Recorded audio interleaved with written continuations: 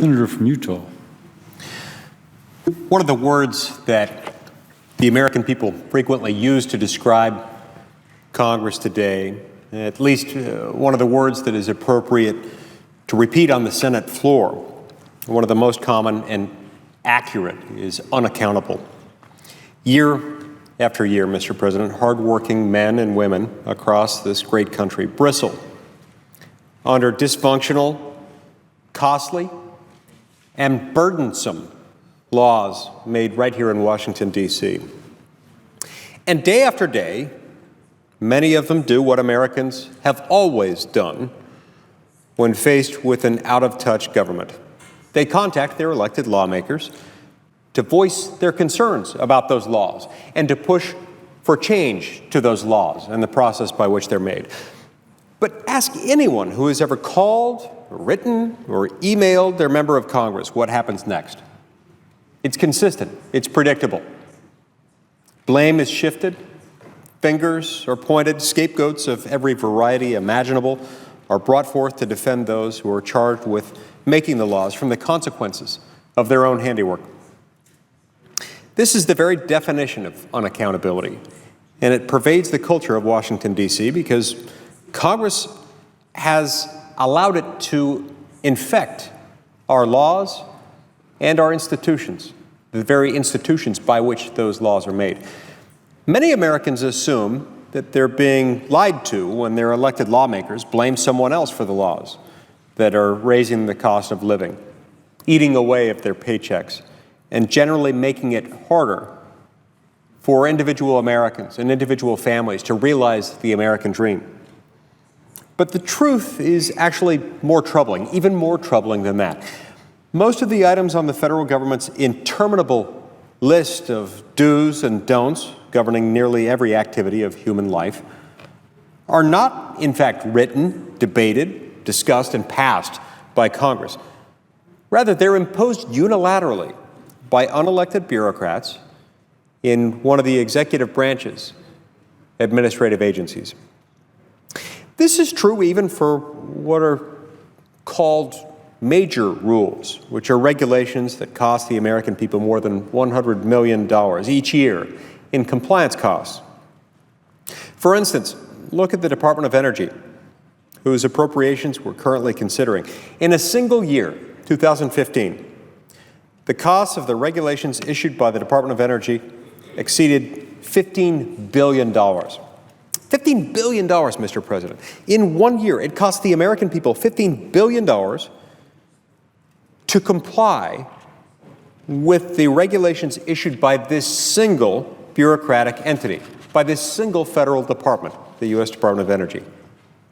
Now, even if you agree with every cent of that very onerous regulatory burden, we should all be able to recognize the danger of allowing one group of people, consisting of individuals who never have to stand for election, to squeeze $15 billion out of the American people's pocketbooks. That's why I'm introducing this amendment, number 3856, which would restrict the Department of Energy from spending any funds to implement or enforce regulations whose compliance costs exceed $100 million unless specifically approved by Congress. Unfortunately, regrettably, tragically, this amendment was blocked. It was blocked from consideration by one of my colleagues on the other side of the aisle for reasons that appear to be completely unrelated to the merits of this amendment. Nevertheless, I'd like to take a moment to explain how my amendment works. Mr. President, this amendment would have provided immediate, much-needed financial relief to the budgets of hardworking families and businesses all across this country. It would protect them from the costs of two major rules recently proposed by the Department of Energy, rules that impose new energy efficiency standards on ceiling fans and commercial packaged boilers. Just like the Department of Energy's ban on incandescent light bulbs. Under these rules, Americans would no longer be able to buy ceiling fans or commercial boilers that do not adhere to the government's strict new standards. Proponents of the rules think this is a good thing. As former Energy Secretary Stephen Chu said about the light bulb ban back in 2011, quote, "We are taking away a choice that continues to let people waste their own money," close quote. This government knows best approach to regulation is not only arrogant, it's not only off-puttingly paternalistic, it's completely detached from the economic realities of American life today. Most Americans may buy less energy-efficient ceiling fans than most Washington bureaucrats, not because they're less intelligent or less concerned about saving energy or less concerned about protecting the environment, but because it's what they can afford. The additional costs of these energy efficiency standards are not insignificant. In fact, it's estimated that these two rules would cost American families and businesses more than $3 billion.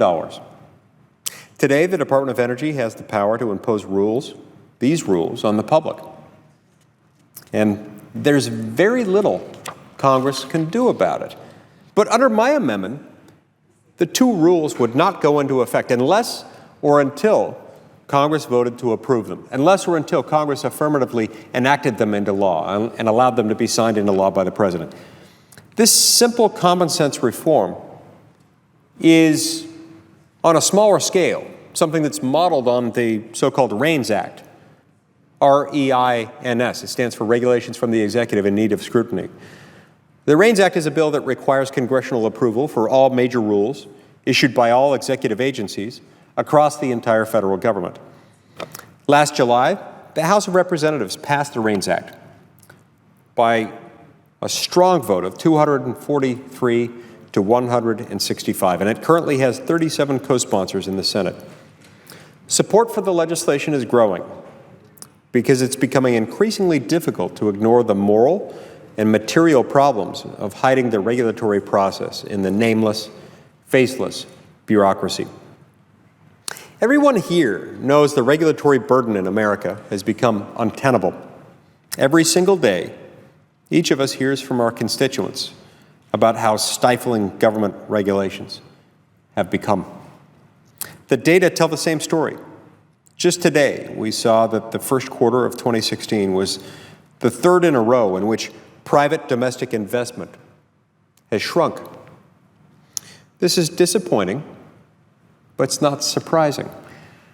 According to a recent study by the Mercatus Center, in 2012, the economy was $4 trillion smaller than it would have been in the absence of regulatory growth since 1980. That works out to about $13,000 of lost earnings for every man, woman, and child in America.